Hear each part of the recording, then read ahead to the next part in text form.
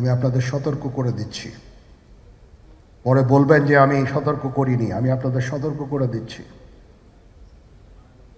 আপনারা যদি নিজেদের মধ্যে ভেদাভেদ ভুলে একসাথে কাজ না করতে পারেন, নিজেরা যদি কাদা ছোড়াছুড়ি করেন, মারামারি কাটাকাটি করেন, এই দেশ এবং জাতির স্বাধীনতা সার্বভৌমত্ব বিপন্ন হবে। আমি আজকে বলে দিলাম, নাইলে আপনারা বলবেন যে আমি আপনাদের সতর্ক করিনি। আমি সতর্ক করে দিচ্ছি আপনাদের। আমার অন্য কোনো আকাঙ্ক্ষা নাই, আমার একটাই আকাঙ্ক্ষা, দেশ এবং জাতিটাকে একটা সুন্দর জায়গায় রেখে ছুটি করা। I had enough. Was last 7-8 months I had enough.